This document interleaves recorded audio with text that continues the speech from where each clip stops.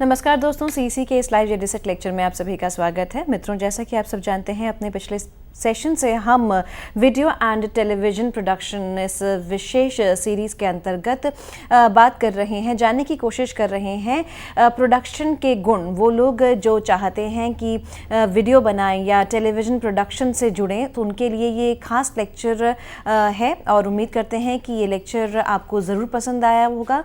जैसा कि हमने अपने पिछले लेक्चर के माध्यम से भी आपको टीवी और वीडियो प्रोडक्शन की तमाम तकनीकें साझा की थी, आज के इस लेक्चर में भी हम वीडियो और टेलीविज़न प्रोडक्शन पर ही बात करेंगे। और इसके लिए एक बार फिर से हमारे साथ हमारे स्टूडियो में मौजूद हैं मिस्टर अब्बास मुज़फ़्फ़र। मिस्टर अब्बास मुज़फ़्फ़र, इनका एक गहरा नाता है टीवी और वीडियो प्रोडक्शन से। पिछले 15 वर्षों से ये टीवी और वीडियो प्रोडक्शन से जुड़े हुए हैं। उम्मीद करते हैं कि इनका अनुभव हमारे लिए कारगर साबित होगा। तो आइए इनका तहे दिल से स्वागत करते हैं और वीडियो और टेलीविज़न प्रोडक्शन की तकनीकों को समझने की कोशिश करते हैं इनके ज़रिए।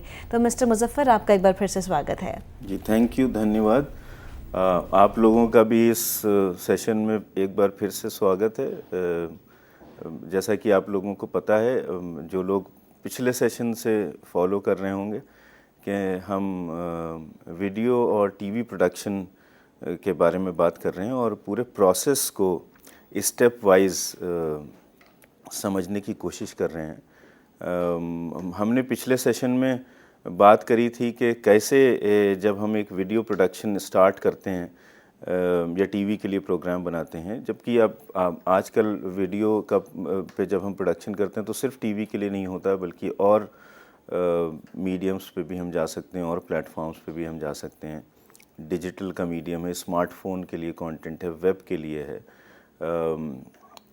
कॉरपोरेट वीडियोस हैं, सेल्स फिल्म्स हैं, छोटे विज्ञापन हैं, एजुकेशन के प्रोग्राम हैं, एजुकेशन ट्यूटोरियल्स हैं, सामग्री बेचने के प्रोग्राम हैं, मतलब ई कॉमर्स के वीडियोस हैं, बॉक्स ओपनिंग वीडियोस आपने देखे होंगे कि कोई भी सामान के बारे में बताया जाता है कि इस डब्बे के अंदर क्या क्या आपको मिलेगा। तो मतलब वगैरह वगैरह किसी भी तरह का आप वीडियो प्रोड्यूस कर सकते हैं या बना सकते हैं। और पहले जब हम बात करते थे तो वीडियो का प्रोडक्शन जो है वो मोस्टली ज़्यादातर टीवी के प्रोग्राम की रूपरेखा के ही अनुसार बनता था, मगर यह है कि अब बहुत सारी चीज़ें चेंज हो गई हैं। हमने आपको ये भी बताया था पिछले सेशन में कि टीवी के लिए जब हम प्रोग्राम बनाते हैं तो क्या क्या फॉर्मेट होते हैं, क्या क्या ड्यूरेशन होती हैं। बहरहाल हमने शुरुआत करी थी कि हम कोई भी वीडियो का प्रोग्राम बनाना शुरू करते हैं, कोई किसी भी टीवी के लिए या किसी भी मीडियम के लिए, तो सबसे इम्पॉर्टेंट चीज़ ये होती है कि हमारे पास एक आइडिया होना चाहिए, और एक से ज़्यादा हो तो ज़्यादा अच्छी बात है कि जब हम इन चीज़ों को समझने की कोशिश कर रहे हैं तो सबसे पहली चीज़ जो है वो एक आइडिया है। उस आइडिया के बारे में फिर सोचना है कि इसको कैसे ट्रीट करेंगे, उसकी डुएबिलिटी क्या है, कि क्या मतलब इसमें संभावनाएं हैं या हमारे पास जो रिसोर्सेज हैं उनके हिसाब से संभावनाएं इसमें नहीं है इसको करने के लिए। उन चीज़ों के अनुसार हम एक आइडिया के ऊपर एक कॉन्सेप्ट क्रिएट करते हैं और इस चीज़ को तय कर पाते हैं कि हम किस विषय के ऊपर प्रोग्राम बनाएंगे, जिसमें हमको ज़्यादा, अब क्योंकि हम शुरू कर रहे हैं, हम समझने की बात कर रहे हैं, तो हमने ये कहा था कि आप उस सब्जेक्ट के ऊपर ध्यान दें, उस सब्जेक्ट के ऊपर प्रोग्राम बनाने के बारे में सोचें या शुरुआत करें जिसके बारे में आपको समझ है, जो आपसे दूर नहीं है, आपके ही शहर में हो, आपके नज़दीक हो, जिसमें आपको ज़्यादा रिसोर्सेज की ज़रूरत ना पड़े और जिसके बारे में आपकी समझ अच्छी हो। तो आप उसके साथ, क्योंकि आप शुरू कर रहे हैं, तो आप उसके साथ एक अच्छी तरीके से जस्टिस कर पाएंगे, एक अच्छा प्रोग्राम बना पाएंगे। तो फिर एक आइडिया, उसके बाद फिर उसको डेवलप करना, उसका कॉन्सेप्ट नोट क्रिएट करना और उसके बाद उसका मतलब कॉन्सेप्ट नोट में हमको इन चीज़ों का ध्यान रखना था कि हम इस विषय में किन किन चीज़ों के बारे में बात करेंगे और कैसे करेंगे, और किन किन टेक्निक्स का मीडिया के किन किन चीज़ों का हम सहायता लेंगे अपने विषय के बारे में, और उसके तमाम एस्पेक्ट जिनकी हम बात कर रहे हैं उनको दर्शाने के लिए। कितनी चीज़ें हम जो हैं वो स्टिल फ़ोटो खींचेंगे, कितनी चीज़ें हम वीडियो से मूविंग विजुअल शूट करेंगे वीडियो कैमरा से, कितनी चीज़ें हम ग्राफिक्स या एनिमेशन से बताएंगे, कितनी चीज़ें जो है वो हम इलस्ट्रेशन या स्केचेस से बताएंगे, वगैरह वगैरह। तो ये सारी जो अलग अलग चीज़ें हैं। और उसके बाद फिर हमारा दूसरा पड़ाव जो आता था वो था कि जब हमने इन चीज़ों को तय कर लिया तो हमारी एक रूपरेखा तैयार हो गई कि हमको किस किस पहलू पर रिसर्च करनी है और अपनी जानकारी को मजबूत करना है। और रिसर्च करने के लिए हमने बात करी थी कि सबसे शुरुआती रिसर्च जो है वो आप ऑनलाइन कर सकते हैं, आप इंटरनेट की मदद से जो है वो डेटा और इन्फॉर्मेशन गैदर कर सकते हैं। इन्फॉर्मेशन की फिर हमने डेटा कलेक्शन की बात करी थी कि कैसे इन्फॉर्मेशन को आप क्रोनोलॉजिकली नीटली आप एक सिलसिलेवार तरीके पर जो है वो उसको इकट्ठा करें, ताकि बाद में जब उस मटेरियल की आपको ज़रूरत होगी, जब आप अपनी फ़िल्म की स्क्रिप्ट लिख रहे होंगे या उसका स्ट्रक्चर बना रहे होंगे, तो ऐसा ना हो कि वो तमाम में फैला हो आपका रिसर्च, और आप एक चीज़ मतलब काफ़ी इम्पॉर्टेंट चीज़ फिर उसमें होती हैं कि वो मिस हो जाती हैं और आपकी मेहनत जो है वो ज़ाया हो जाती है।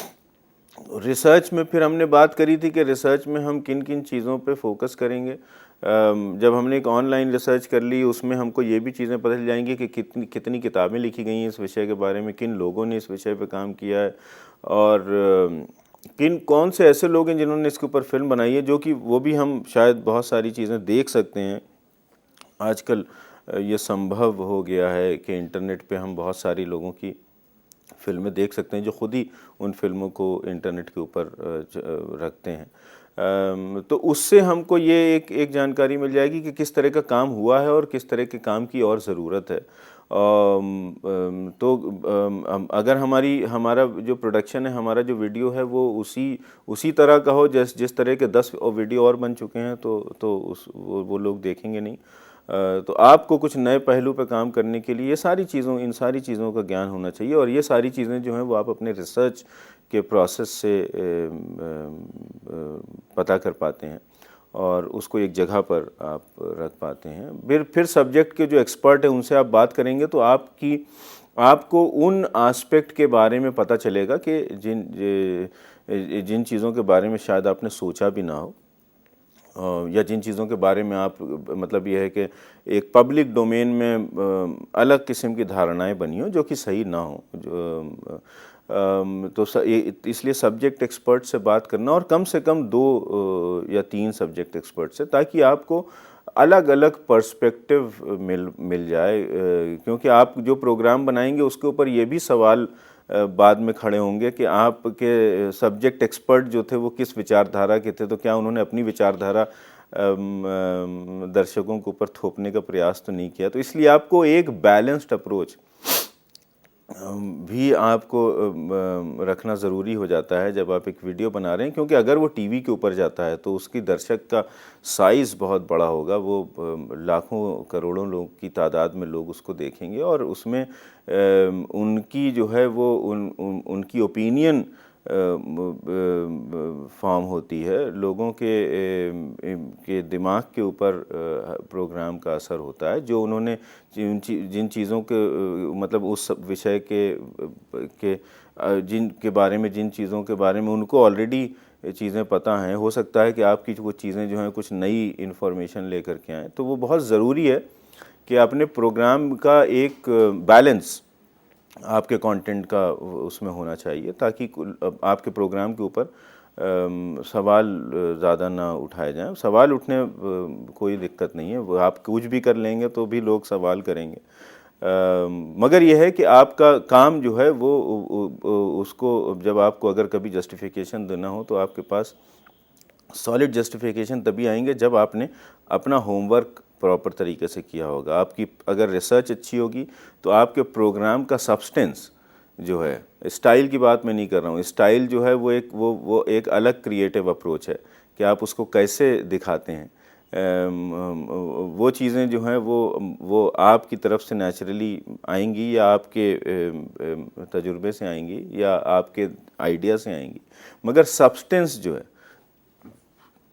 जो उसमें मटेरियल है जिसके बारे में आप बात कर रहे हैं, वो निर्धारित होता है आपके रिसर्च से कि आपने रिसर्च कितनी ज़बरदस्त तरीके से की है, कितनी मतलब यह है कि शिद्दत से करी है।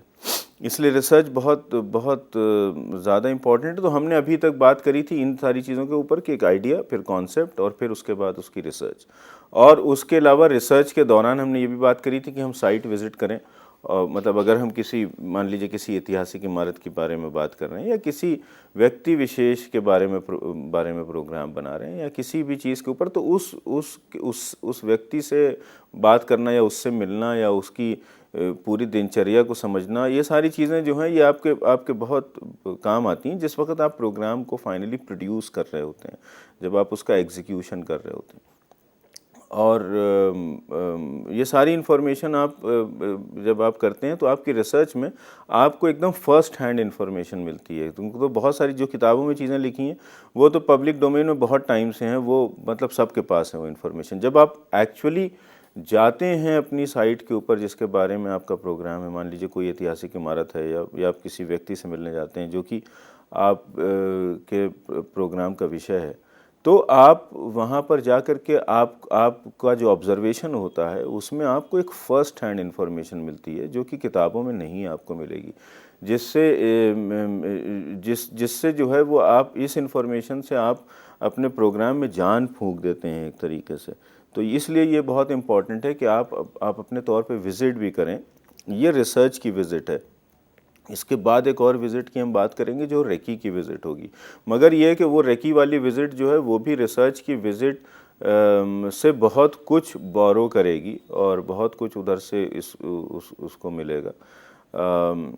तो ये सारी चीज़ें इन सारी चीज़ों का एक किस्म से एक रिकैप था कि अभी तक जो हमने बात करी थी, अब हम इससे आगे की बात करेंगे इस सेशन में। तो हमने 1-2 असाइनमेंट भी दिए थे पिछले सेशंस में। वो उसका पर्पज़ ये था कि जो दर्शक, जो लोग देख रहे हैं, जो सीखना चाहते हैं वीडियो प्रोडक्शन करना और टीवी के लिए प्रोग्राम कैसे बनना है, इस प्रोसेस से गुज़रना चाहते हैं, तो उनके लिए ये बहुत आवश्यक हो जाता है कि वो हर एक स्टेप पे, हर एक स्टेज पे ख़ुद से करें चीज़ों को। क्योंकि हमारा जो ये लेक्चर है, जो ये सेशन है, इसका उद्देश्य ये है कि आपको प्रैक्टिकलिटी सिखाएं। थ्योरेटिकल चीज़ों भी सीखनी बहुत ज़रूरी है, उसके लिए आपको किताबें पढ़नी चाहिए। आप टीवी प्रोडक्शन, वीडियो प्रोडक्शन की जो बेसिक किताबें हैं या जो एडवांस किताबें हैं, आप उनको रेफ़र करिए। और बहुत सारी चीज़ें हो सकता है कि जब हम एक प्रोग्राम में एक निर्धारित समय के अंदर चीज़ों की बात कर रहे हैं तो बहुत सारी जो छोटी छोटी डिटेल हो सकता है कि वो छूट जाएं। इसलिए एक किताब पढ़ना भी बहुत ज़रूरी है जिससे आपको एक थ्योरेटिकल फाउंडेशन भी आपकी मजबूत होती जाएगी, क्योंकि थ्योरी पे ही प्रैक्टिकल आधारित है। मगर क्योंकि मैं जहाँ से आ रहा हूँ वो पूरा प्रैक्टिस का एनवायरनमेंट है, इसलिए मेरी कोशिश ये है कि जो प्रैक्टिस में चीज़ें इम्पॉर्टेंट हैं, जो महत्वपूर्ण हैं, उन चीज़ों के बारे में आपको अच्छी तरीके से बताऊं और उन चीज़ों की आपसे प्रैक्टिस भी करवाऊं, ताकि आप उसको ख़ुद से करें। और चाहे गलती हो, उससे कोई घबराने की बात नहीं है, मगर उससे आपका काम इम्प्रूव होगा और आप आगे बढ़ पाएंगे। तो स्टेप वाइज हमने 2 चीज़ें आपको बताई थी, एक आइडिया और कॉन्सेप्ट बनाने का स्टेप और दूसरा रिसर्च का स्टेप। सो मैं उम्मीद करता हूं कि आप लोगों ने वो असाइनमेंट किए होंगे और अब हम आगे रिसर्च से आगे की बात करेंगे। अब देखिए, जब हमने अपना रिसर्च, जब एक जगह पर हमने डेटा कलेक्ट किया है तो हमारे लिए ये ज़रूरी हो जाता है कि अब हम रिव्यू करें अपने रिसर्च को, और उसमें से जो है वो उन चीज़ों को छांटें या असॉर्टमेंट करें जो चीज़ें हमारे प्रोग्राम के लिए सबसे ज़्यादा इम्पॉर्टेंट हैं और जो चीज़ें जो हैं वो हमारे लिए एक तरीके से इम्पॉर्टेंट हैं मगर वो हमारे जो मेन कोऑर्डिनेट्स हैं, जो मेन पॉइंट हैं, उनको सपोर्ट करती हैं, चाहे वो उदाहरण हो या एग्जांपल्स हों या कोई इंस्टेंस हो या कुछ चीज़ें हों, कुछ ऑब्जर्वेशंस हों। तो इसलिए हम और फिर उसके अलावा जब हम डेटा इकट्ठा कर रहे हैं तो उस वक्त हम जो है वो किताबें भी लेते हैं। तो अगर हमको 2 पेज चाहिए तो हम 25 पेज की फ़ोटोकॉपी करा लेते हैं। तो अब इस स्टेज पे हमको ये करना है कि जो वो बाकी के 25 में से जो बाकी के 23 पेज हैं उनको हमें हटा देना है, ताकि जो है वो हमारी रिसर्च फोकस हो जाए। क्योंकि और दूसरी चीज़ ये है कि ज़रूरी नहीं है कि आपकी रिसर्च की सारी चीज़ें आपके प्रोग्राम में जाएंगी, आपकी फाइनल स्क्रिप्ट में जाएंगी। हो सकता है कि उसका 20% ही जाए, हो सकता है उसका 15% ही जाए, मगर रिसर्च करना इसलिए इम्पॉर्टेंट है क्योंकि अगर आप किसी विषय पे काम कर रहे हैं तो आपको उस विषय के बारे में हर जो कुछ भी पता हो, मतलब जो कुछ भी इंफॉर्मेशन अवेलेबल है वो सब आपके पास होनी चाहिए। तभी आप कॉन्फिडेंटली उस सब्जेक्ट पे काम कर सकते हैं, उसको सही तरीके आप उसको जस्टिस कर सकते हैं, उसके साथ न्याय कर सकते हैं।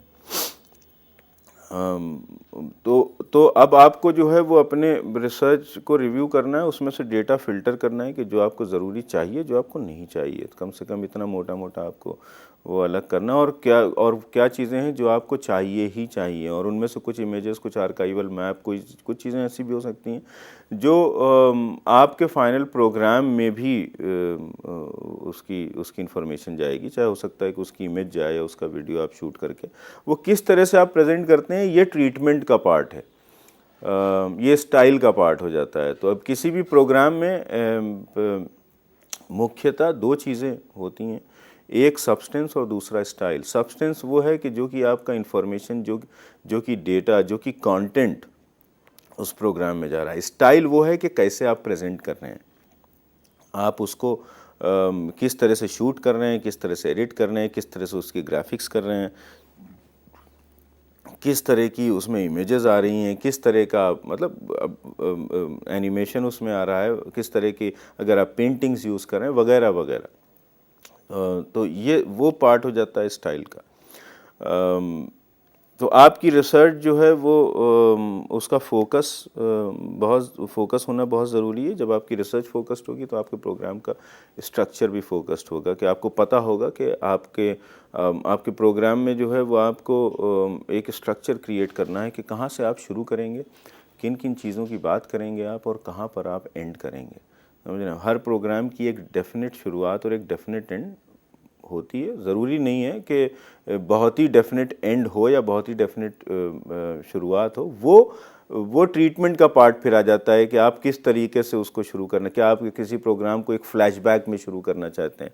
बहुत सारी फिल्में, बहुत सारे प्रोग्राम आपने देखे होंगे कि वो एक थॉट के साथ, एक ड्रीम के साथ शुरू होते हैं, एक फ्लैशबैक में पूरा प्रोग्राम होता है। वो ट्रीटमेंट है। कुछ प्रोग्राम होते हैं जिनकी एक बहुत डेफिनेट एंड नहीं होती है, बीच में ही ख़त्म हो जाते हैं, वो भी एक ट्रीटमेंट का पार्ट है। मगर आपका एंड तो निर्धारित होगा ना कि किस पॉइंट पे आपको प्रोग्राम को ख़त्म करना है। तो आपके लिए तो प्रोग्राम की एंडिंग होगी, आपके लिए प्रोग्राम की बिगनिंग होगी। उसकी बिगनिंग और एंड किस तरह का है, ये एक ट्रीटमेंट का विषय है। तो उसमें वो कंफ्यूज नहीं करिएगा कि जो है वो कि जो एंडिंग उसकी है वो एंडिंग की तरह दिखती है कि नहीं, या उसकी शुरुआत है वो शुरुआत की तरह दिखती है कि नहीं, वो एक अलग चीज़ है, वो आपका ट्रीटमेंट है। मगर आपका की रूपरेखा जो प्रोग्राम की होगी, जो स्ट्रक्चर होगा, उसमें ये तो डिसाइड होगा कि कैसे शुरू होगा प्रोग्राम, उसके बाद क्या क्या चीज़ें आएंगी ये स्टेप वाइज, और उसके बाद किस पॉइंट पर ये प्रोग्राम एंड हो जाएगा, क्या इसकी ड्यूरेशन होगी वगैरह वगैरह। तो आप को मैं यहाँ पर ये भी कहना चाहूँगा कि आपने रिसर्च किया होगा किसी एक पर्टिकुलर विषय पे, या आप करेंगे, तो एक रिसर्च करने के बाद उसका डेटा आपको किस तरीके से रखना है कि वो स्टेप वाइज हो, एक ऑर्डर में हो, और क्या आपको चाहिए क्या नहीं चाहिए, ये सब सॉर्टिंग करके उसको एक जगह पर रखें। ये भी एक असाइनमेंट है आज के सेशन में, तो इसको ज़रूर करें। इससे आपको ये डेटा कलेक्शन और डेटा मैनेजमेंट, ये दोनों चीज़ें आपको समझ में आएंगी। चाहे आप एक फ़ोल्डर बना करके उसमें अलग अलग फ़ाइल रखें, चाहे आप एक फ़ाइल में वर्ड की फ़ाइल हो या एक्सेल की फ़ाइल हो, उसमें पॉइंट वाइज चीज़ों को लिख करके रखें। बाकी इमेजेस चाहें तो वो आप एक पीपीटी में बना करके रख लें। मतलब हर चीज़ जो है वो एक ऑर्गेनाइज्ड ऑर्डर में होनी चाहिए, जिससे कि आपका फोकस जो है वो और क्लियर होता जाएगा और आपको पता चल जाएगा कि आप किस डायरेक्शन में चल रहे हैं और किस डायरेक्शन में चलना चाहते हैं। तो आपको बहुत मदद मिलेगी आपको अपने प्रोग्राम की रूपरेखा तैयार करने के लिए। इसके बाद हम आ जाते हैं कि अब हमको प्रोग्राम का एक स्ट्रक्चर बनाना है। जैसा कि मैंने कहा कि आपका प्रोग्राम जो है वो कैसे शुरू होगा और क्या क्या उसमें होगा। मतलब मान लीजिए इंटरव्यूज़ होंगे या सिर्फ वॉइस ओवर होंगे या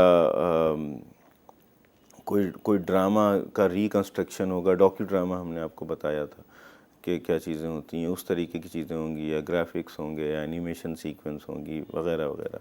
तो उसमें आपका एक स्ट्रक्चर जो है वो स्टेप वाइज आपका तैयार होना चाहिए। ये बहुत ही इम्पॉर्टेंट पार्ट है, क्योंकि यहाँ से समझ लीजिए कि आपका एग्जीक्यूशन प्रोसेस जो है, जो प्रोग्राम बनाने का प्रोसेस है, वो यहाँ से जो है उसको दिशा निर्देश मिलता है और यहाँ से वो शुरू होता है जब आप अपने स्ट्रक्चर पे काम कर रहे हैं।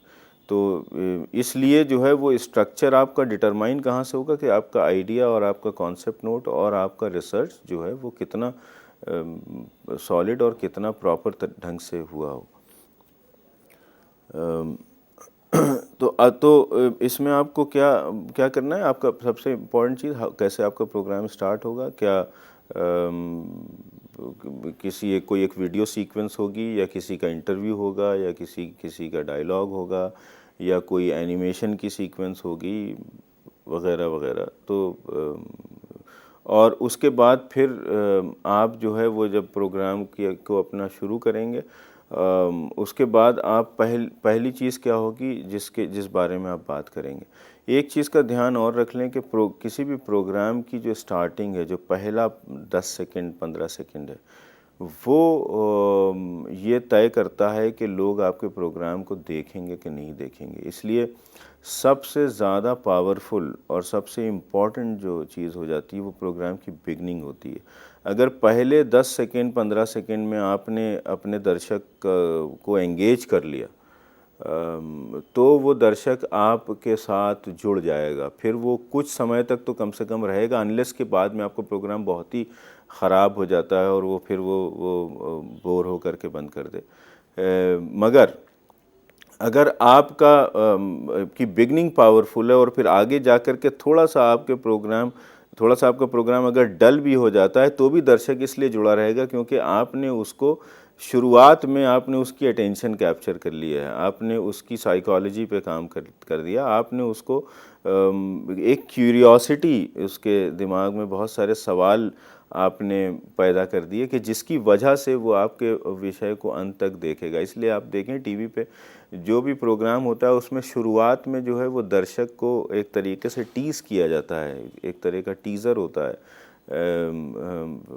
मतलब उसको कुछ ऐसा बनाया जाता है कि हम कोई ऐसा खुलासा करेंगे इस प्रोग्राम में जो कि आज तक आपको नहीं पता होगा और किसी बड़े विस्फोटक तरीके से। मैं ये नहीं कह रहा हूँ कि हमेशा ये करना सही है। कभी जो है वो अगर आपके पास बहुत क्रेडिबल इन्फॉर्मेशन नहीं है, आपके जो सोर्सेज हैं, जो स्रोत हैं आपके, वो बहुत ही मतलब ये है कि एकदम डाउटलेस क्रेडिबिलिटी वाले नहीं हैं और उसमें आप एक खुलासा करते हैं या किसी सीरियस सब्जेक्ट पे बात करते हैं, तो ये बहुत सही चीज़ नहीं है और इसमें आप बाद में फंस सकते हैं। इसलिए हमेशा ये ट्रिक नहीं काम आती, मगर आप किसी भी सब्जेक्ट के बारे में बात कर रहे हैं तो आप ये समझ लीजिए कि जैसे शोरूम में कोई सामान देख करके स्टोर के अंदर दुकान के अंदर आता है, जो डिस्प्ले पे चीज़ें बाहर होती हैं उसको देख करके, तो आपका जो अनाउंसमेंट है, आप वो सबसे बेस्ट विजुअल या सबसे बेस्ट जो कंटेंट है वो आपका शुरू में इस तरीके से होना चाहिए कि वो अटेंशन आपकी कैप्चर कर ले, और उसके बाद फिर एक बार अटेंशन आपने कैप्चर कर ली तो फिर दर्शक आपके साथ कुछ समय के लिए जुड़ गया है। उसके बाद फिर आपको अपने अपने मोमेंटम को प्रोग्राम के इस तरीके से मेंटेन रखना है, कंटिन्यू रखना है, ताकि वो आपके साथ जुड़ा रहे और अंत तक जुड़ा रहे। तो इस तरीके से जो है वो, इसलिए मैंने आपको बताया कि ओपनिंग जो है प्रोग्राम की बहुत पावरफुल, बहुत इंटरेस्टिंग होनी बहुत ज़रूरी है, और उस ओपनिंग के बाद फिर आपका मिडल है और फिर आपका एंड है, और एंड पे भी अगर आप उसके साथ एक सॉलिड इम्पैक्ट के साथ, एंगेजमेंट के साथ अगर आप उसको छोड़ते हैं तो वो प्रोग्राम को मतलब ले करके, अब्जॉर्ब करके ही वो आपसे अलग होगा। इसलिए ओपनिंग और एंडिंग जो है वो, इन पे हम आगे अगले सेशन में बात करेंगे। अभी के लिए इतना ही, और उम्मीद है कि आपको इस सेशन से शुरू के जो पार्ट हैं वीडियो प्रोडक्शन के वो ज़्यादा अच्छी तरीके से समझ में आए होंगे। धन्यवाद।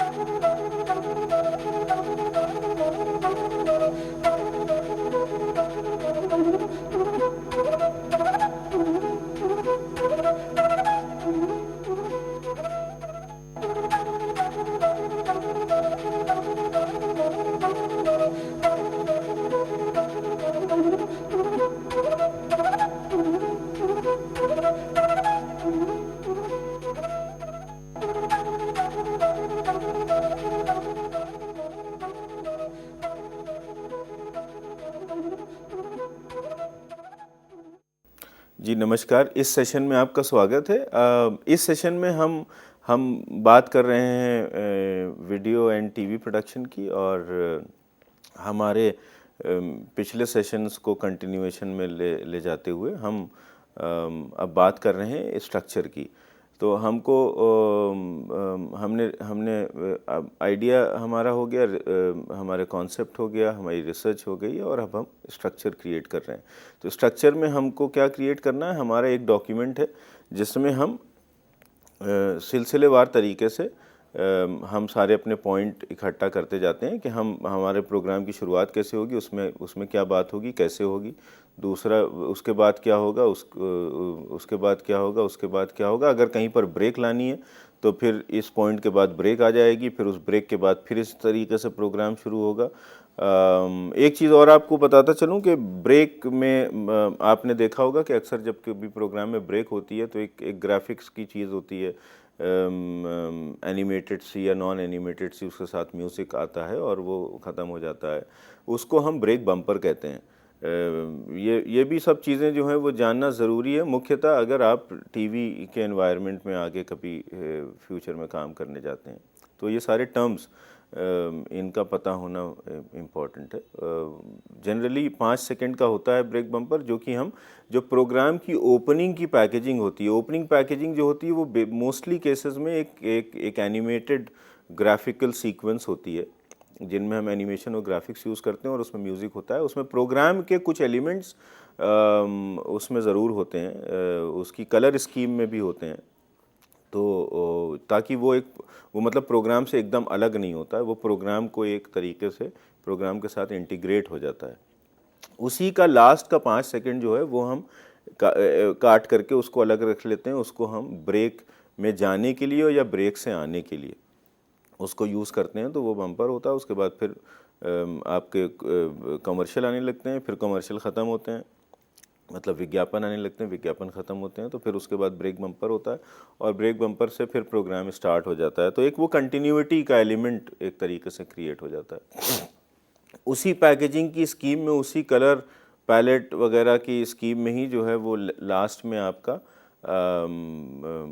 टाइटल रोल या क्रेडिट रोल आपका आ जाता है, जहाँ पर आप कार्यक्रम का अंत एक तरीके से करते हैं और उसमें उन लोगों के नाम सबके आ जाते हैं जिन्होंने उस कार्यक्रम के लिए अलग अलग ड्यूटीज़ निभाई हैं, अलग अलग काम किए हैं। तो आपका जो स्ट्रक्चर है उस पर वापस आ जाते हैं। स्ट्रक्चर में आपको शुरू से एंड तक आप स्टेप वाइज जो है, नंबर 1 क्या क्या चीज़ें होंगी, कैसे होंगी, क्या होगा, उसके बाद दूसरी क्या चीज़ें होंगी, फिर मान लीजिए एक पॉइंट पे ब्रेक आ गया, अगर आप टीवी के लिए प्रोग्राम बना रहे हैं या नहीं भी आया ब्रेक, उसके बाद फिर आगे का प्रोग्राम, उसके बाद फिर उसके आगे का, वो सारी चीज़ें एंड तक। उसके बाद आप उसको रिव्यू कर लें कि कहीं पर कोई चीज़ आपकी छूट तो नहीं रही है जिस तरीके से आपने उसको सोचा था। कहीं पर कुछ चीज़ें जो हैं वो बहुत ज़्यादा एक्स्ट्रा तो नहीं हो रही हैं, कहीं पर रेपिटेटिव तो नहीं हो रही हैं, क्योंकि जिस चीज़ से दर्शक बहुत जल्दी आपसे दूर हो जाता है वो वहाँ पर जहाँ पर रेपिटिशन होने लगता है, जहाँ पर आप एक चीज़ को दोबारा या तिबारा किसी तरीके से बताने की कोशिश करते हैं। देखिए, एम्फेसाइज करना किसी चीज़ को, किसी चीज़ पे ध्यान को आकर्षित करना, वो एक अलग चीज़ होती है। वो आपके ट्रीटमेंट का हिस्सा हो जाता है कि आप उसको इस तरीके से प्रेजेंट कर रहे हैं कि आप उस पर पूरा एम्फेसिस, मान लीजिए मतलब एक कैमरा का एक मूवमेंट हो रहा है कि अलग अलग चीज़ों के ऊपर, मान लीजिए 5 चीज़ें हैं या 5 व्यक्ति हैं जिनके ऊपर कैमरा का मूवमेंट हो रहा है, उनमें से तीसरा व्यक्ति जो है वो उसके ऊपर आपको ज़्यादा जो है वो ध्यान केंद्रित करना है अपने दर्शक का, तो आप जो है वो तीसरे व्यक्ति पर आकर के रुक जाते हैं या जूम इन करते हैं या उसको जो है वो उस सीक्वेंस में ज़्यादा समय देते हैं, तो वो अपने आप ये चीज़ तय हो जाती है कि आप दर्शक का ध्यान जो है वो उस पर्टिकुलर सब्जेक्ट के ऊपर या उस व्यक्ति के ऊपर ज़्यादा केंद्रित करना चाहते हैं। उसके लिए ज़रूरी नहीं है कि आप उसको बार बार वापस करके दिखाएं, वो फिर रेपिटेशन हो जाता है कि आप एक बार गए तीसरे वाले के पास, फिर चौथे पांचवें व्यक्ति को दिखाया, फिर तीसरे वाले के पास वापस आ गए, फिर आपने कुछ किया, फिर तीसरे वाले व्यक्ति के पास आ गए, तो वो चीज़ जो है वो आपके कार्यक्रम के विरुद्ध चली जाती है, वो आपके कार्यक्रम के ट्रीटमेंट के अगेंस्ट चली जाती है। मैं ये नहीं कह रहा हूँ कि सिर्फ यही एक तरीका है, बहुत सारे तरीके हैं। जैसे जैसे आप मतलब ये है कि जब आप प्रोग्राम बनाएंगे और आपका हाथ साफ होता जाएगा तो आपको बहुत सारी चीज़ें, बहुत सारी क्रिएटिव अप्रोच आपके दिमाग में आने लगेंगी कि किस तरीके से हम किसी विषय पे या किसी व्यक्ति पे या किसी चीज़ के ऊपर हम ज़्यादा एम्फेसाइज कर सकते हैं। तो रेपिटिशन से बचना है, एम्फेसिस अलग चीज़ है, ध्यान केंद्रित करना एक अलग चीज़ है किसी चीज़ के ऊपर। तो ये सारी चीज़ें आपकी हो गई, आपका एक स्ट्रक्चर जो है, एक मोटी मोटी रूपरेखा आपकी तैयार हो गई कि आप का प्रोग्राम कैसे शुरू होगा, किन किन चीज़ों के बारे में आप बात करेंगे, कैसे उसका अंत होगा। अब आपको क्या करना है, इसके बाद जो आपका एक इम्पॉर्टेंट पार्ट आता है वो है आपको स्क्रिप्ट बनानी है। अब आपने स्ट्रक्चर में, आपने स्ट्रक्चर और स्क्रिप्ट में फ़र्क क्या है ये भी मैं आपको बताता चलूँ। स्ट्रक्चर में आपने पॉइंट 1 में आपने कहा कि हम इस बारे में बात करेंगे। जब आप स्क्रिप्ट में आ जाते हैं तो आप ये लिखते हैं वहाँ पर कागज़ के ऊपर कि हम क्या बात करेंगे, समझ रहे हैं। तो अगर हम किसी विषय के बारे में बात कर रहे हैं तो हमने सिर्फ इतना लिख दिया स्ट्रक्चर में कि हम साहब इस विषय के बारे में या इस व्यक्ति के बारे में या इसके बचपन के बारे में, इस व्यक्ति के, यहाँ पर हम इससे शुरुआत करेंगे कार्यक्रम को। या हम अगर किसी ऐतिहासिक इमारत की बात कर रहे हैं, जैसा कि हमने पहले के सेशन में भी उदाहरण लिया था, तो हम ये बात कर सकते हैं, हम अपने स्ट्रक्चर में पहले पॉइंट पे कि हम इसके इतिहास की बात करेंगे, या इसके रीज़न की बात करेंगे कि ये क्यों ये इमारत बनाने का एक आइडिया ही दिमाग में आया या एक आइडिया सोचा गया। स्क्रिप्ट पे जब हम आ जाते हैं तो हम ये बात कर रहे हैं कि हम उस, अगर व्यक्ति की बात है कि अगर हम उसके बचपन की बात करेंगे, ये स्ट्रक्चर में लिखा है, तो हम यहाँ पर वो बात करेंगे कि एग्जैक्टली हम उसके बचपन में क्या बात करेंगे, तो उस चीज़ को लिखेंगे हम अगर हम उसको वो कमेंट्री के थ्रू, अगर एक वॉइस ओवर के ज़रिए बता रहे हैं, तो हम उसको वॉइस ओवर 1 लिख करके, और उसमें कैसे वॉइस ओवर शुरू होगा, उसमें वॉइस ओवर क्या बोलेगा, ये लिखना पड़ेगा हमको यहाँ पर। तो ये स्क्रिप्ट और स्ट्रक्चर और स्क्रिप्ट में फ़र्क है। स्ट्रक्चर जो है वो बेसिकली आपकी पूरी ओवरऑल रूपरेखा तय करती है। स्क्रिप्ट में आप एग्जैक्टली वो चीज़ लिखते हैं जैसा कि वो आपके प्रोग्राम में आएगा, दिखेगा या सुनाई देगा। तो जब हम एक नॉन फिक्शन, अभी हम, क्योंकि हम एक नॉन फिक्शन फैक्चुअल प्रोग्राम की न्यूज़, करंट अफेयर्स वगैरह वगैरह, डॉक्यूमेंट्री, इस स्पेस में प्रोग्राम की बनाने के बारे में, हम प्रोडक्शन के बारे में बात कर रहे हैं। तो इसमें जो है वो हमारी स्क्रिप्ट जो है उसका आकार क्या होगा, वो कैसी दिखेगी, ये मैं आपको बता देता हूँ कि आप उसमें जो है वो कम से कम 6 कॉलम बनाएंगे। एक वर्ड के डॉक्यूमेंट में आप उसको 6 कॉलम में डिवाइड कर दीजिए। पहला कॉलम आपका क्या होगा, वो सीरियल नंबर होगा, मतलब पॉइंट वाइज के पॉइंट नंबर 1 क्या होगा, पॉइंट नंबर 2 क्या होगा, पॉइंट नंबर 3 क्या होगा, वगैरह उसके आगे तक। दूसरा कॉलम जो होगा वो होगा आपका, उसमें आप लिखें, वो होगा ऑडियो। उसमें आप लिखेंगे, उसमें अगर कोई कमेंट्री आ रही है, कोई डायलॉग आ रहा है, मतलब किसी का इंटरव्यू आप ले रहे हैं, या वैसे अगर जो है वो डॉक्यू ड्रामा कर रहे हैं, तो कोई पात्र है, कोई काल्पनिक पात्र है, या कोई किसी पात्र को आपने दोबारा से रिकन्स्ट्रक्ट किया है, तो उसका अगर कोई डायलॉग है जिससे वो प्रोग्राम वहाँ पर आ रहा है उस प्रोग्राम में, तो वो रहेगा। अगर कोई साउंड इफ़ेक्ट आप यूज़ कर रहे हैं, मिसाल के तौर पे आपका प्रोग्राम शुरू होता है एक अर्ली मॉर्निंग के शॉट से कि सनराइज़ हो रही है, तो आप उस समय जो है वो उसका फील, अगर आपको दर्शक तक पहुंचाना है कि वो उसको फील कर सके, उससे जो है वो इमोशनली अटैच हो सके, जो एंगेजमेंट की बात हमने करी थी, तो वहाँ पर आप चिड़ियों के चहचहाने की आवाज़ ले सकते हैं, पानी के झरने की, मतलब अब ये आपको तय करना है। मतलब ये सारे तो बड़े स्टीरियोटाइप सी चीज़ें हैं, बड़ी सिंपल साधारण सी चीज़ें हैं जो कोई भी कर सकता है। हो सकता है कि आपके दिमाग में कोई और क्रिएटिव उपाय हो। मान लीजिए कि किसी व्यक्ति के ब्रश करने की आवाज़ आप इस्तेमाल करते हैं, उससे आप ये दर्शाने की कोशिश कर रहे हैं कि सुबह हो रही है, या कोई धार्मिक व्यक्ति कोई सूर्य नमस्कार के मंत्र पढ़ रहा हो, या कोई और धार्मिक व्यक्ति जो है वो सुबह की अजान की आवाज़ आ रही हो, मतलब बहुत सारे, ये सारे आपके ट्रीटमेंट के विषय हैं कि आप किस तरीके से इस चीज़ के एहसास को अपने दर्शक तक पूरे कॉन्फिडेंस के साथ आप पहुंचा देते हैं कि ये जो है ये हम सुबह की बात कर रहे हैं। इसी तरीके से मतलब कि दिन के किस समय की बात कर रहे हैं या किस जगह की बात कर रहे हैं। मान लीजिए एक बाज़ार की बात कर रहे हैं, तो कुछ जो है वो दुकानदारों की आवाज़, कोई सामान बेचने की, या किसी के साथ जो है वो कोई मोल भाव कर रहा है, उस तरह की आवाज़। तो इस तरह के आप अलग अलग साउंड इफ़ेक्ट आप यूज़ कर सकते हैं, इस चीज़ को एक और मजबूती के साथ अपने दर्शक तक पहुंचाने के लिए, उस दर्शक को जोड़ने के लिए कि ये किस जगह की या किस समय की बात हो रही है, वगैरह वगैरह। तो ये सारी चीज़ें जो हैं वो आपके, हमने बताया एक पहला आपका कॉलम है सीरियल नंबर, कि आप पॉइंट वाइज के क्या क्या क्या चीज़ आइटम होंगे आपकी स्क्रिप्ट में। दूसरा कॉलम आपके ऑडियो का आ गया, जिसमें आपकी ये डिटेल होगी कि अगर वॉइस ओवर है या कमेंट्री है तो वो वॉइस ओवर में क्या होगा, क्या बात होगी, क्या मतलब एग्जैक्टली क्या वॉइस ओवर बोलेगा, वो चीज़ इस लिखी होगी।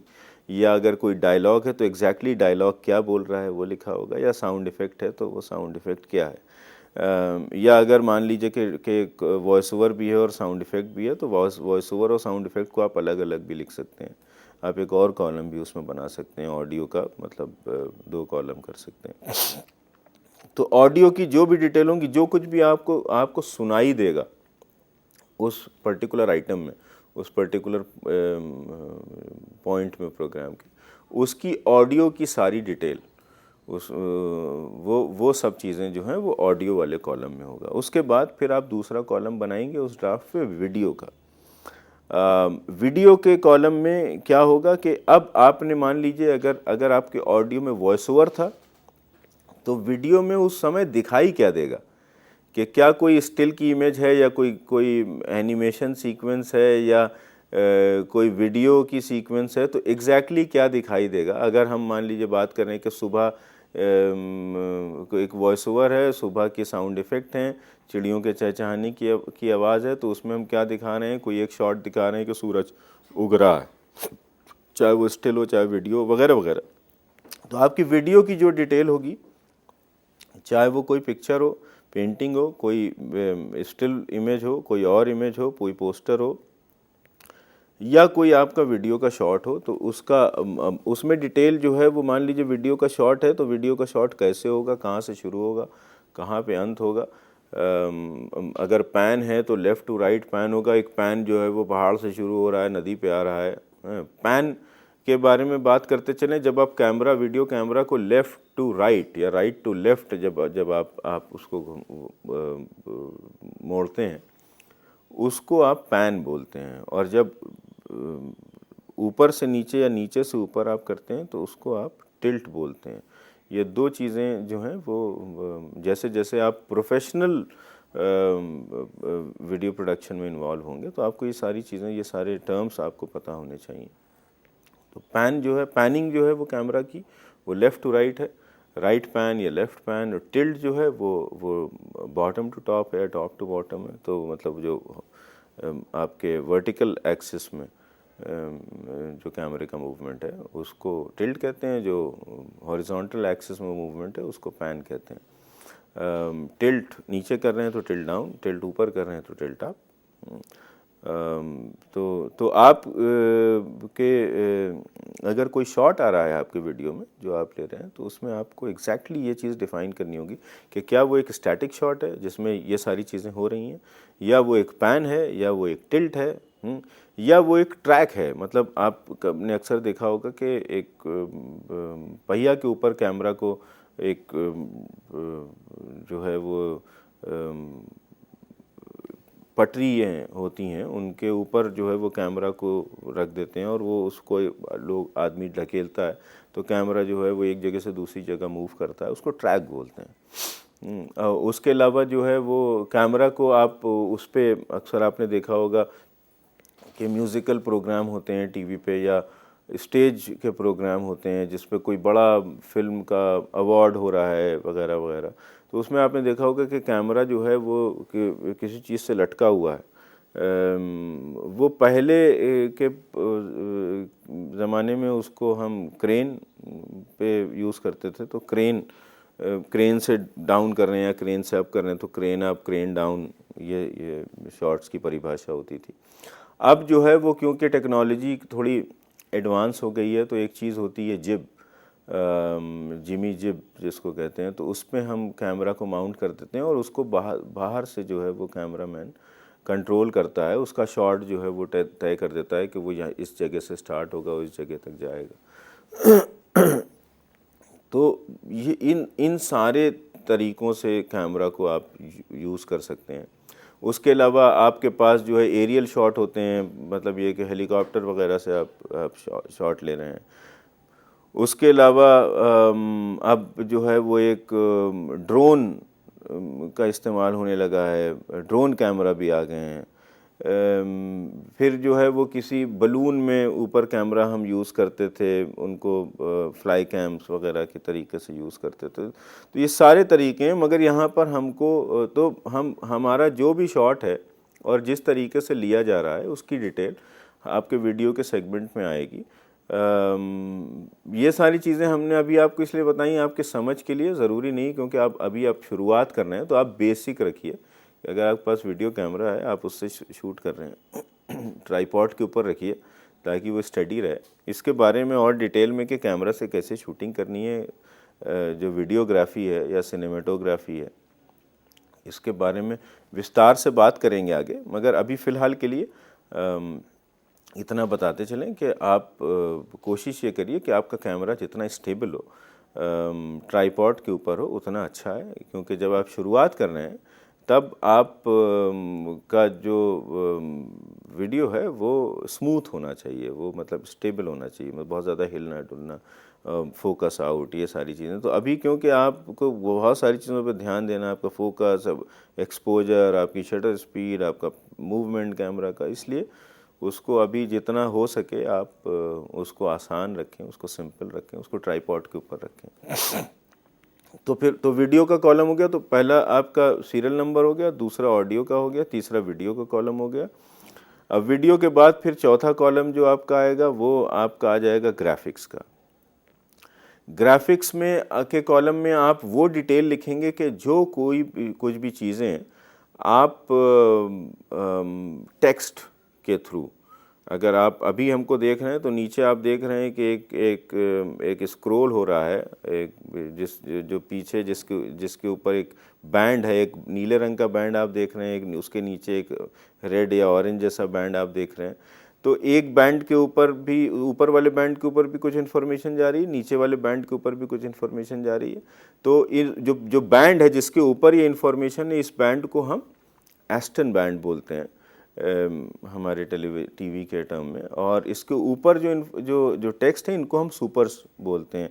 एक रोज़ आना की भाषा में जब हम प्रैक्टिकली काम कर रहे होते हैं, वैसे सुपर एक शॉर्ट फॉर्म है, सुपर इम्पोज टेक्स्ट बेसिकली होता है कि एक चीज़ के ऊपर दूसरा जो है वो दूसरी चीज़ जब हम डालते हैं तो उसको सुपर इम्पोजिशन कहते हैं।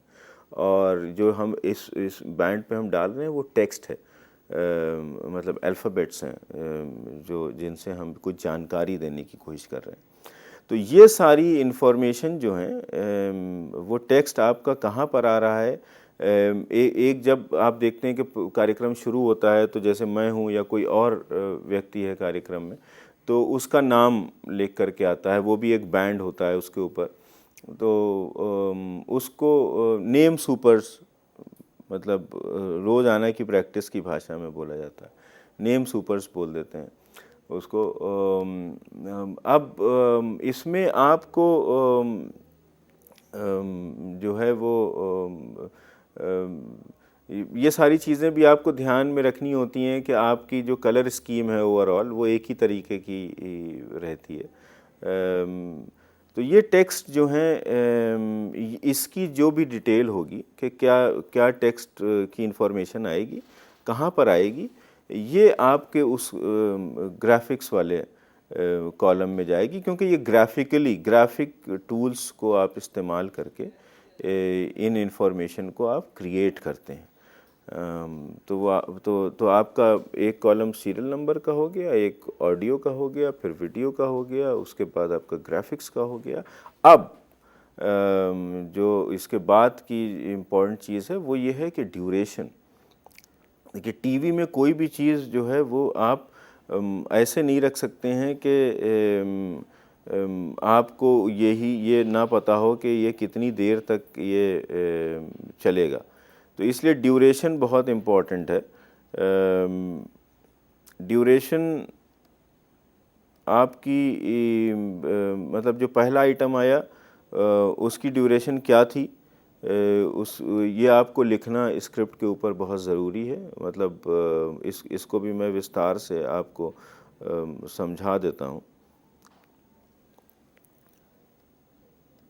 जैसे आप मान लीजिए कि आपका प्रोग्राम शुरू हुआ और उसमें पहले पैकेजिंग है, पहले एक एनिमेशन सीक्वेंस है जिससे आपका प्रोग्राम, उसके साथ म्यूज़िक है, तो उससे प्रोग्राम शुरू होता है। तो वो मान लीजिए 20 सेकंड का है, जिसकी हमने बात करी थी कि उसके एंड का 5 सेकंड जो है वो हम काट करके अपने ब्रेक बम्पर के लिए यूज़ कर लेते हैं। तो आप जो है वो पहला, अब आप इसको कैसे लिखेंगे अपने स्क्रिप्ट में, ये मैं आपको बताता चलूँ। आप लिखेंगे सीरियल नंबर में आइटम नंबर 1, ऑडियो में लिखेंगे, अगर वो वहाँ पर सिर्फ म्यूज़िक आ रही है तो आप लिखेंगे म्यूज़िक। हाँ, म्यूज़िक की चाहे आप डिटेल लिख सकते हैं कौन सा ट्रैक है। अगर म्यूज़िक के साथ कोई लिरिक्स भी है तो आप लिरिक्स का ट्रैक लिख सकते हैं कि ये गाने के बोल हैं। उसके बाद तो ये आपका आ गया ऑडियो में पार्ट। उसके बाद फिर वीडियो में आप लिखेंगे कि एक एनिमेशन सीक्वेंस है। उस एनिमेशन सीक्वेंस का विस्तार लिखने की ज़रूरत नहीं है। अगर आप लिखते हैं तो बहुत अच्छा है, नहीं लिखते हैं तो कोई बात नहीं, कि सिर्फ आपने लिखा कि एक एनिमेशन सीक्वेंस है।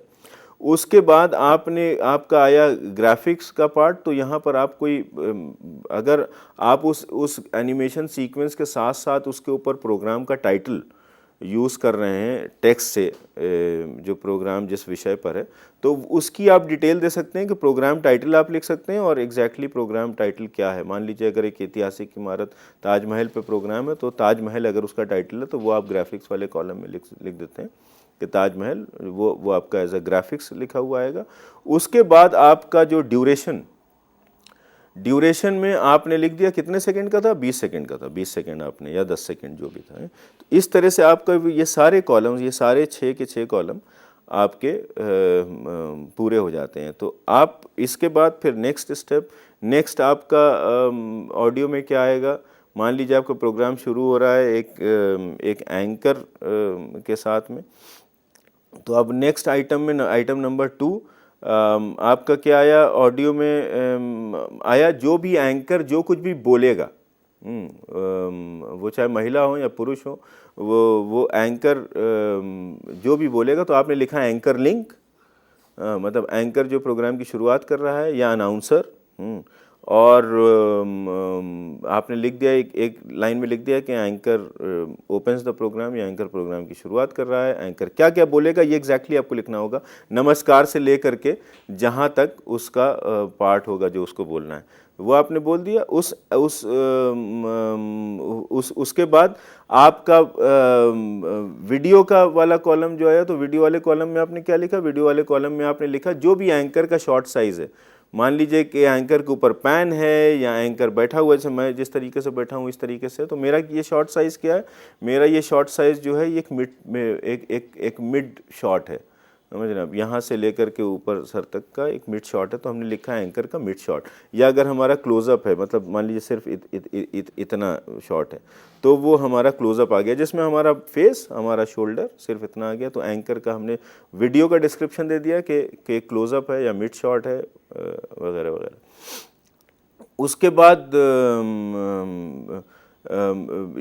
उसके बाद जो है वो हमारा ग्राफिक्स का जो कॉलम है उसमें हमने क्या लिखा, उसमें हमने लिखा कि एंकर का नेम सुपर, एंकर का नेम सुपर आ जाएगा। ये नाम जो भी XYZ, mister so and so या मिस सो एंड सो, वो ग्राफिक्स वाले में लिखा। ड्यूरेशन, फिर एंकर ने जो प्रोग्राम की स्टार्टिंग करी है, जो अनाउंसमेंट करा है, वो कितने टाइम तक है, मान लीजिए 10 सेकंड का, 20 सेकंड का, 25 सेकंड का, जो भी उसका पार्ट है, तो वो उसका हमने ड्यूरेशन लिख दिया। अब इसमें जो है वो एक कॉलम हम और बढ़ा करके रख सकते हैं जिसमें हम लिखेंगे रिमार्क्स। उस रिमार्क्स में हमको अगर कोई एक एडिशनल इन्फॉर्मेशन, कोई भी एक एडिशनल एलिमेंट हम वहाँ पर यूज़ कर रहे हैं, मान लीजिए कि हम वहाँ पर कोई एनिमेटेड कोई चीज़ यूज़ कर रहे हैं, या साइड में जो है वो कोई कमर्शियल आ रहा है, कोई भी चीज़, कोई किसी किस्म की ब्रांडिंग है उस प्रोग्राम में, तो उस रिमार्क में हम जो भी इंफॉर्मेशन इन 6 कॉलम में हम नहीं दे पाए हैं, वो रिमार्क में हम लिख सकते हैं। कोई भी हमारा नोट है कि हमको इस तरीके से इसको करना है, मतलब डायरेक्टर का कोई इनपुट है, कोई नोट है छोटा सा, तो वो वहाँ पर हम डाल सकते हैं। अब हम आपको ये बता दें कि जब हम एक प्रोग्राम बना रहे हैं जो कि प्री रिकॉर्डेड है, जिसको हमने आज मतलब हमने एक पर्टिकुलर टाइम में हमने महीने भर हमने उसकी शूटिंग करी, उसकी रिकॉर्डिंग करी, तो उसके लिए तो हमारे पास ये स्क्रिप्ट होनी चाहिए।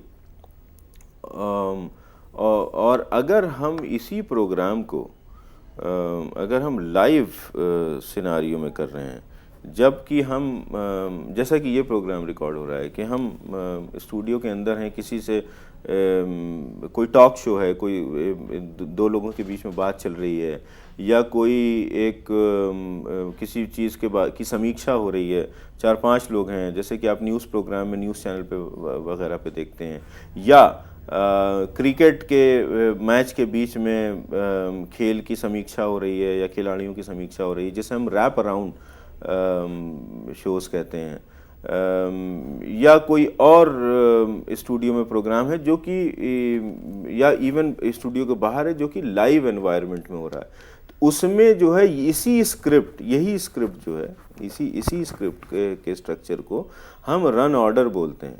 ये रन ऑर्डर में कन्वर्ट हो जाता है और इसमें जो है वो एग्जैक्टली बाय द क्लॉक हम चलते हैं। तो और अगर हम इसी चीज़ को अगर हम फिक्शनल सिनारियो में करते हैं, तब यही स्क्रिप्ट जो है वो हमारी स्क्रीन प्ले में कन्वर्ट हो जाती है, जिसके बारे में हम आपको विस्तार से आगे बताएंगे। तो ये यहाँ तक का आज का सेशन जो था वो था कि हम स्ट्रक्चर पे काम करते हुए कैसे हम अपनी फाइनल स्क्रिप्ट बनाएंगे जो हमारे कार्यक्रम की एक एक चीज़ को, एक एक एलिमेंट को